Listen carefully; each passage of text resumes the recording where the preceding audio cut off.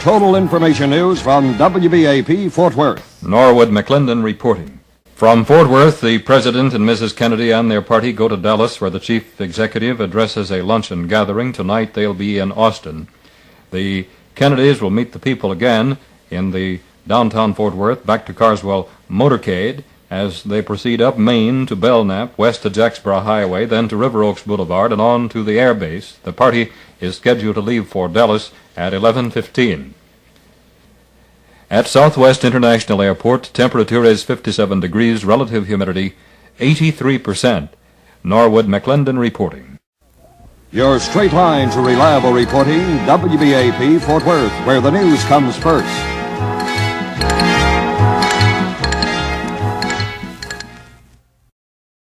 A big city has been told to be on its good behavior today, and we're it. From Dallas Love Field, the Dallas-Fort Worth area broadcasters bring you a special description of the arrival of President John F. Kennedy. At this moment, 3 special jetliners are supposed to be in the air between Dallas and Fort Worth. They were scheduled to take off a few moments ago from Carswell Air Force Base in Fort Worth for the brief flight to Dallas. Mr. and Mrs. Kennedy and their official party began their Texas tour yesterday morning when they departed Washington. From there, they have visited Houston, San Antonio, then on to Fort Worth, where they spent last night. If time allows, we'll bring you up to date on their stops at those 3 previous points. But right now, the eyes of Texas and the nation are focused on Dallas. And this is the heart of a real political tempest. If you'll recall, it wasn't too many weeks ago that UN Ambassador Adlai Stevenson was given pretty rude treatment during a visit here. This put the spotlight on Big D, and the glare lingers. This predominantly Republican area is rather notorious for its disregard of protocol where dignitaries are concerned. And to avoid any embarrassing incidents today, the tightest possible security measures are in effect. The Secret Service has been on the quiet prowl in Dallas for many days, checking the routes of travel, the people who will be in close contact with the president, the food he will eat, the cars he rides in, everything and anything involving the security of the chief executive has been checked, rechecked, and then checked again. And those of us here in the radio, TV, and press area have undergone exhaustive security investigation. Our broadcast equipment has been examined. In short, nothing is being left to chance where the president's security and safety are concerned. We're located atop a huge broadcasting truck right near the Love Field Freight Terminal. We have an excellent view of the landing area and the dignitaries who will be greeting the president as he arrives. An area selected to afford maximum viewing for the public and fast access to the route of travel the motorcade will use into downtown Dallas.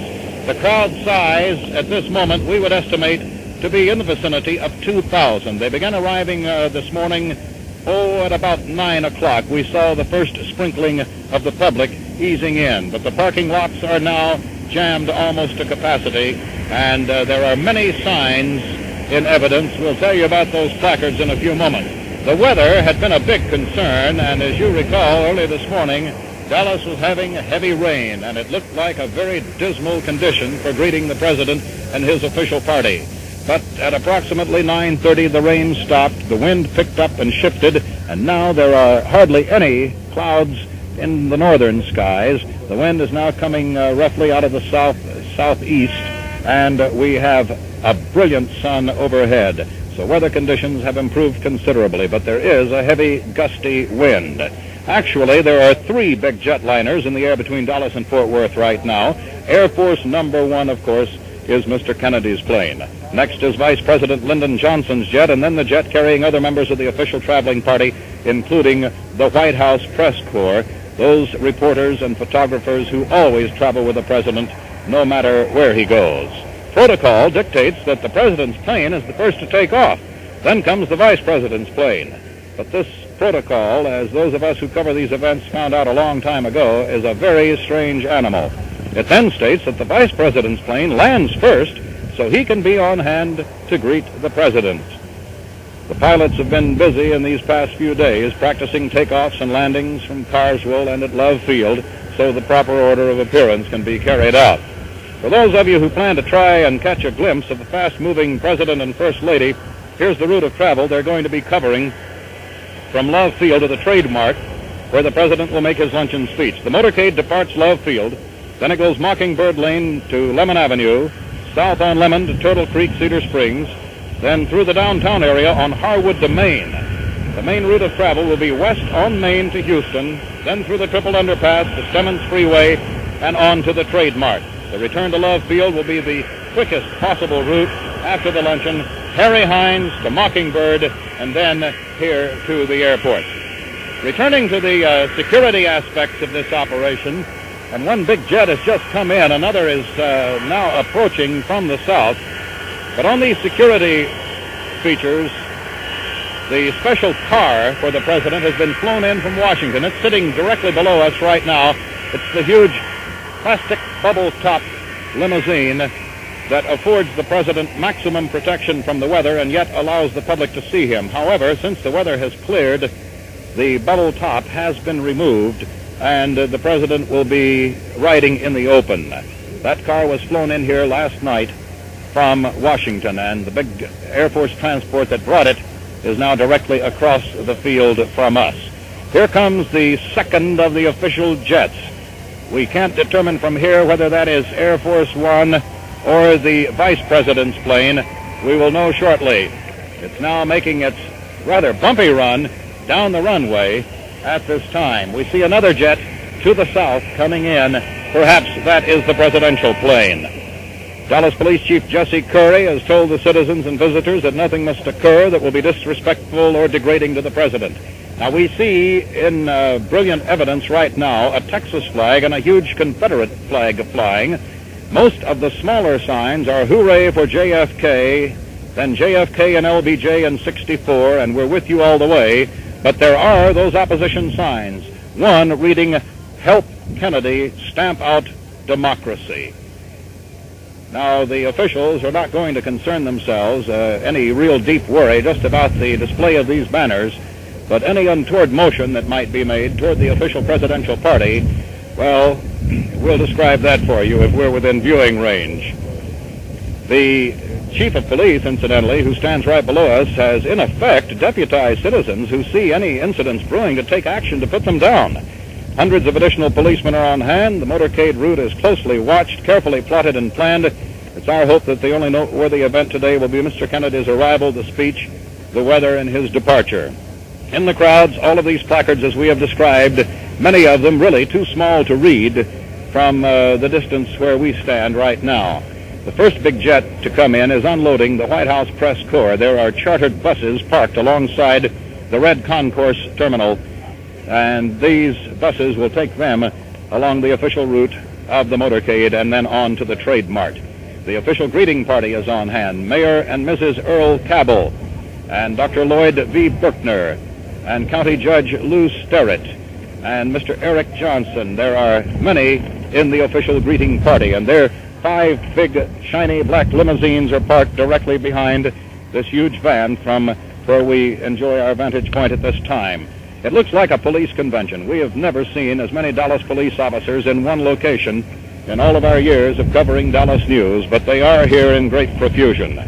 Actually, Love Field has not been closed down completely. There has been a delay on the arrival and departure of planes, stacking them up here until the presidential party can be cleared. The first of the 2 big official jets is now taxiing just below us, and here comes Air Force Number 1, the president's plane, now touching down. Its wheels are down, and the president and Mrs. Kennedy have arrived at Dallas Love Field. The plane bearing Vice President and Mrs. Johnson is now taxiing. You can certainly hear it in the background.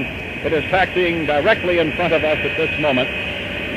We're within a stone's throw of the Vice President's plane. And Air Force Number 1, the presidential plane, has now dropped its flaps, is coming to a halt on the north-south runway, and will soon be here at the unloading area. The parking of these giant jets has been somewhat of a problem. They want to afford maximum clearance for the 3 official party planes. There have been reports that Mr. Kennedy would perhaps make some remarks while here at Love Field, but a check less than an hour ago with the officials indicates he will not. The official greeting party is consisting of the Vice President and Mrs. Johnson, of course, the mayor, and many other of the county and state officials. Still no sign of any unloading from the vice presidential plane. They're wheeling the big loading ramps up at this moment. This has been billed as a non-political tour. But as one courthouse sage put it just the other day, how non-political can you be if you're the president? From the Democratic standpoint, the entire state is in a condition of upheaval right now, and it boils down to a matter of liberal versus conservative within the party itself. Mr. Kennedy made some mention of that last night in Houston when he took a verbal swipe at the warring factions of the party. Now, the vice president's party is deplaning. They are coming down the loading stairs. We have counted 12 people leaving to this moment. No sign yet of the vice president and Mrs. Johnson. In the case of this Dallas luncheon, which they all will be hurrying to, Senior Democratic Senator Ralph Yarborough was for a time left off the list of names at the head table. It is our understanding, however, that all of that was cleared up and that he is aboard the vice president's plane. A plane landed here at Love Field earlier this week bearing almost 5,000 roses from California, and the huge bouquets to be presented to Mrs. Johnson. Just now they have been presented to her as we see her coming down the stairs, and the one to be presented to the First Lady were carried out just at the base of our van here only a moment ago. And here comes the presidential plane, Air Force Number 1, now taxiing down the taxi strip. It will be parking up even closer to us than did the vice president's plane. Those flowers, a brilliant yellow rose bouquet given to Mrs. Johnson, who is now walking over to the automobile loading area. And the flowers to be given to the First Lady are long-stemmed red roses. And a beautiful bouquet they are. The security precautions at this luncheon they're going to attend range from the distance from the president's car door to the Trade Mart entrance and to how many doors and windows are in the building, and even the method of selecting the steak the president will eat. Now, most of these stations will be broadcasting the president's speech from the Trade Mart in just a few moments, so we urge you to stay tuned for our live and special pickup from that location. And here is the presidential jet, U.S. Air Force Number 1, printed on the side, and it is right in front of us at this moment. We're going to have an excellent view of the President and the First Lady as they step off this jet. And already Love Field traffic has resumed as those planes that had stacked up waiting are now taking off. And the crowd begins its cheer, which you can't hear over the whistle and hum of the jets. But handkerchiefs are being waved, the placards are being held high, and hundreds of tiny American flags are now being waved toward the presidential jet. The doors fly open, and the loading ladders are being wheeled into place. This is a split-second timed operation for the Secret Service and the Air Force and the Signal Corps. Nothing left to chance. Every possible precaution has been taken. And now, the President and First Lady will be departing in just a moment. Vice President and Mrs. Johnson are stepping to the foot of the ladder. Two members of the Special Air Force Honor Guard who accompany the President on these flights have stepped to the foot of the ladder. They are standing at rigid attention. The reception line is formed, and there is Mrs. Kennedy, the First Lady, stepping from the plane, wearing a bright pink suit with a dark fur collar and a matching pink hat, and the President, wearing a dark suit, steps off directly behind. Then comes Governor and Mrs. John Connally and Senator Ralph Yarborough. He rode the presidential plane rather than the vice presidential plane. The usual handshakes, the official greetings. Mrs. Kennedy has been presented her bouquet of brilliant red roses, and they make a lovely contrast to the bright pink suit she is wearing. For the ladies in the audience, once again, it's a bright pink suit. She is wearing black shoes, a black fur collar, and a pink pillbox hat. And that is just about the extent of our ability to explain what any lady is wearing, but she does make a very striking picture as she touches the huge bouquet of bright red roses. The handshake line is long, but already the official party has performed its greeting. The President has stopped momentarily to chat with someone whom we can't recognize from this distance because so many people are crowded around that particular area. But in a very few moments, they will be stepping into the official limousine, and then this fast ride through the downtown area to the Trade Mart where the luncheon will be held. The weather couldn't be better. We have a brilliant sun at this moment. The wind has diminished considerably, and it has turned into a comfortable situation for the hundreds of people who came here to Dallas Love Field to witness the arrival of the President and his First Lady. The official police guard is now forming. The motorcade will be led by some 30 motorcycle-borne policemen whom we have seen here throughout the morning as all of this police corps has assembled. The normal Love Field jet and regular plane traffic has resumed. There is a jam-up at this moment outside the official automobile.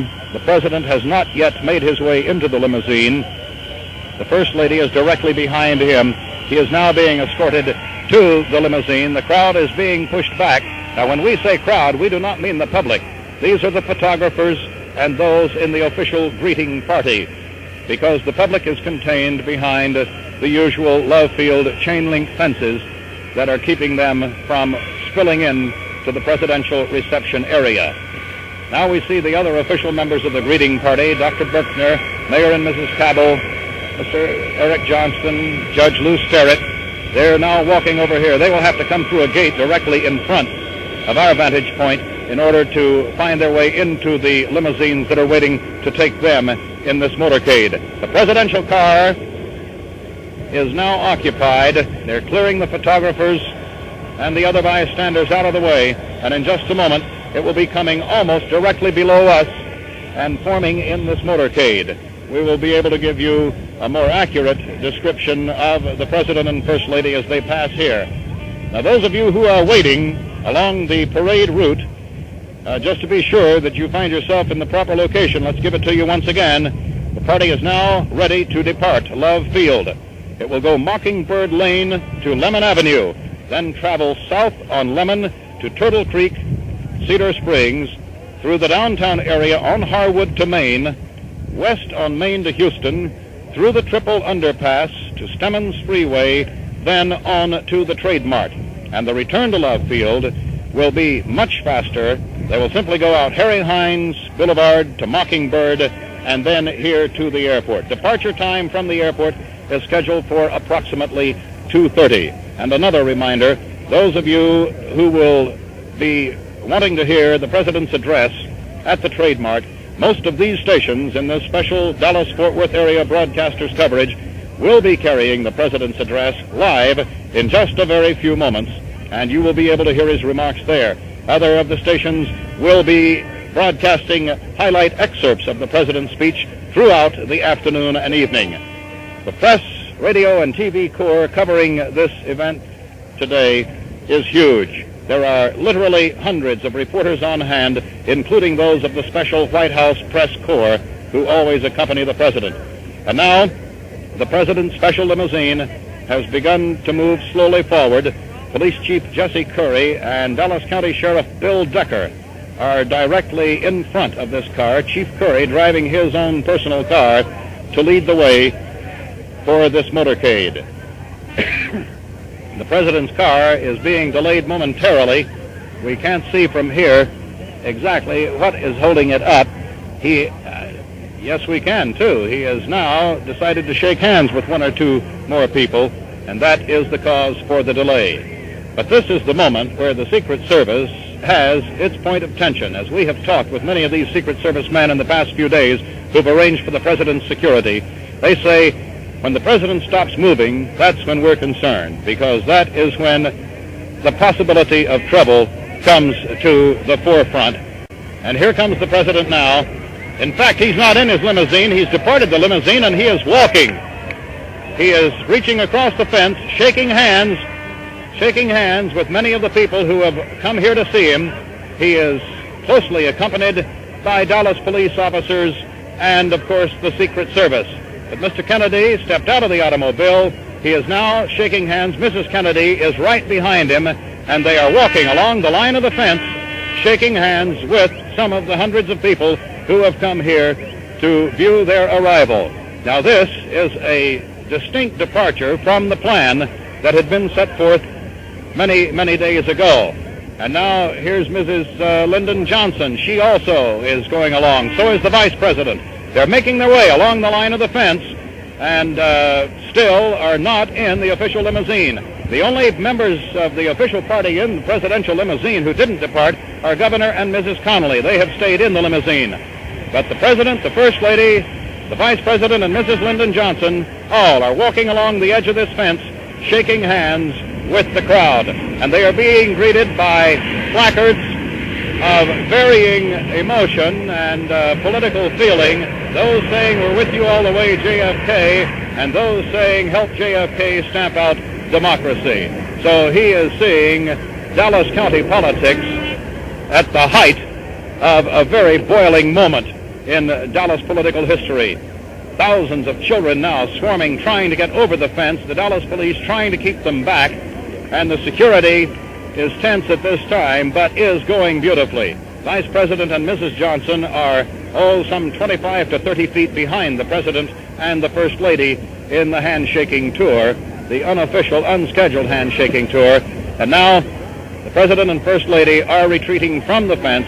They're heading now for the official limousine where Governor Connolly stands, waiting their arrival so that they can make their way downtown and out to the Trade Mart. But this was one of those impromptu moments for which President Kennedy is so well known. So many times you have heard that the Secret Service men suddenly find themselves without the President, that suddenly he has left them and stepped into the crowd, the milling throng, and decided to shake hands and give his personal greetings. And this, once again, he did. So you could say perhaps that this is more the norm now than the unexpected, because it has been done so many times. And the gunmetal gray limousine, blue and gray, pulling away now from the fenced area. The President and Mrs. Kennedy seated on the back seat, Governor and Mrs. Connolly on the second seats or jump seats, and then the official driver and Secret Service men are in the front seat. And immediately behind them, another car swarming with the Secret Service. Car making its way through the rain puddles left by this early morning rain, and all of the other vehicles in the official motorcade are now falling into line, and the trip to downtown Dallas and the Trade Mart is underway. Another group of spectators lining a parking lot area. The presidential car has slowed down so that they may see and that he may wave to them. But now the motorcycle escort, a flying wedge of some 12 Dallas police motorcycles leading the way, and the pace is picking up as they head for the departure gate and the trip downtown to the Trade Mart. This has been a special broadcast of the arrival of the official presidential party. President and Mrs. Kennedy, Vice President and Mrs. Lyndon Johnson, and other members of the official party as they arrive in Dallas today, where they will attend a luncheon and the President will make an address. They will depart here at 2:30 for Bergstrom Air Force Base at Austin. Then will be overnight guests at the LBJ Ranch, and then they will, unofficially, our schedule says they will depart at noon tomorrow for Washington. So the party is now leaving Dallas Love Field, and the spectators are scrambling. It looks like bargain day right after Christmas, as thousands of people dash madly to get another view of the President as he and his First Lady depart Love Field. The special broadcast, a pool effort on the part of the Dallas-Fort Worth area broadcasters. We have been speaking from atop a huge broadcasting van where we hope we've given you somewhat of a word picture of what has occurred here today. The speech of President Kennedy at the Dallas Trade Mart will be broadcast by 570 Radio. Stay tuned for the President's Dallas speech at the Trade Mart on 570 Radio. This is WBAP 570 Fort Worth. Our time now 6 minutes before 12 noon.